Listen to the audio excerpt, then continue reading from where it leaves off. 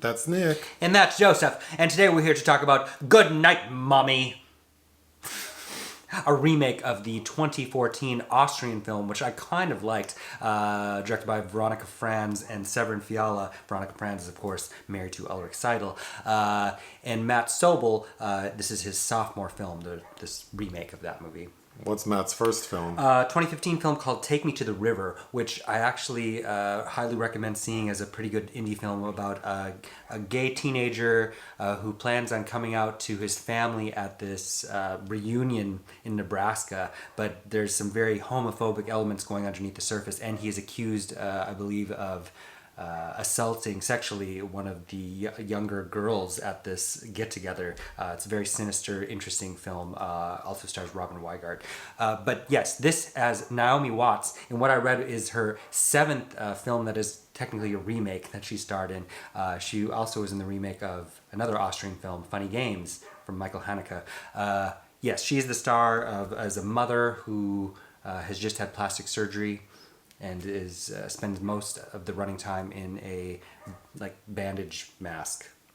Okay, well, I'll tell the rest of it then. So, Naomi Watts is this mother who just had plastic surgery. Mm-hmm. Her face is wrapped up. She comes home and we see she has twin boys. The dad appears to maybe no longer be in her life. The twin boys are dropped off at her remote country home where she's convalescing. Oh, sure. Okay, so the boys are what, 9? Yes, prepubescence. Mm-hmm.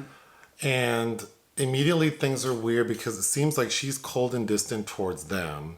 And the bulk of the story is the boys sort of contemplating that this woman is not their mother and that maybe their mother was kidnapped. So there's that.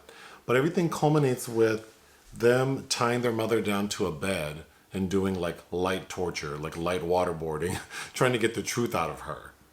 You're not our mother, where is she? But then something happens where the one says yeah, our mother has green eyes because of some photos they have. And then the person in the bed has blue eyes. And she's like, well, I had green eyes in the pictures because I wear contacts, stupid. They're in my purse.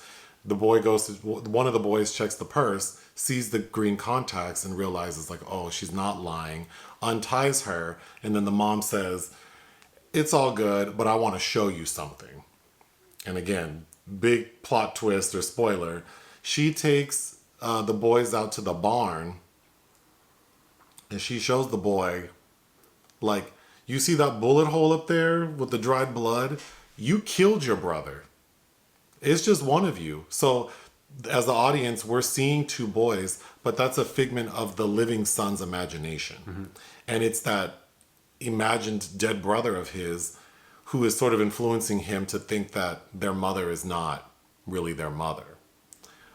But the living brother ends up pushing the mom, from a height where she's injured and she's holding a kerosene lamp, which causes the barn to catch on fire and presumably burn her alive. So the end scene is the boy wakes up in a field and we see that his dead brother and now his dead mother are there consoling him. So clearly this little boy is psychotic. So it's really a story about a mentally ill little boy. Mm-hmm. Basically, yeah. I watched the movie this is based off of. Mm-hmm. I did not watch this film. Go ahead. I like the film that it's based on, but again, that was an Austrian film. It's much more austere. It's the more creepy elements that, I remember there's something with cockroaches that's used effectively. The mother, who's a notable actress in the original and the remake, who has just had work done. I remember the original is also more cringeworthy because they're kind of messing with her face, which is in a state of healing. This feels much more diminished in a lot of ways. And the kids are fine, played by Cameron and Nicholas Crovetti, who were both featured in the Big Little Lies series. But it feels like the copy of a copy. And again, even Goodnight Mommy, talking about twins, we've seen this mechanism of the twin is dead. We reviewed a movie about a dead twin. Called The Twin. Yeah. Finished production, yeah. But also, and I think I referenced this in that review as well, Thomas Tryon's novel The Other, which was made into a film in 1972, directed by Robert Mulligan of To Kill a Mockingbird fame, with Uta Hagen and John Ritter in a supporting role, but also very much about this twin that can't get over the fact that the sibling died tragically. What's frustrating about this, I do like Naomi Watts. It's fun seeing her be kind of cold, because she has lines like, "I'm trying to be good to you," and at one point she screams. I feel like I've said that before. Oh, and the boys' names, Elias and Lucas are the boys' names, and I think I spent a majority of the running time confounded by the fact that I thought that you pronounced that name Elias, like Elias Koteas. Have I been saying that wrong for years? Anyway, at one point... was it Elias Gonzalez, the Cuban Alien. boy? Oh, that was Alien. Yeah, okay, yeah. never mind. Sorry. There's at one point where she's shaking Elias and she's like, "I'm your fucking mother," and which is the exact opposite of line that she says in The Ring 2 to that Samara character. I'm not your effing mother. Yeah, as she shoves her down a well.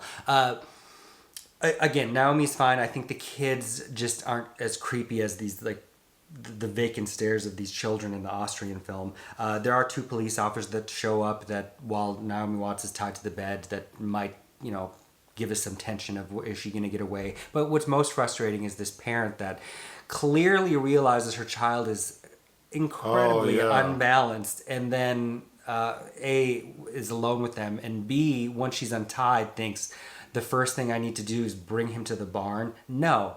Yeah, that's interesting. Like, I don't know. And this version was written by Kyle Warren, who has only written for television before. So I don't know. There's just something a bit off of a, kind of a twisted psychological story that is just fine. Again, I just don't know. It just doesn't feel like there's any real point to this version. What would you give it? And I wanted to bring up, it was also reminding me of... because the mother is an actress, what happened to the actress Susan Cabot, who starred in the movie Wasp Woman, and she had a child who I believe suffered from I forgot to look it up, but I think dwarfism or something, but bludgeoned her to death, I think. Oh. At one point, I think they were going to there were plans to be a movie starring Rose McGowan probably 10, almost 20 years ago, but yeah, there's an interesting psychological template, I think, that could have been teased out a lot more strongly than this film does in a very basic way. But I would give it, if you like Naomi Watts, of course, must see then, but 2 out of 5. All right. Hit the thanks button. Listen to our podcast. Bye.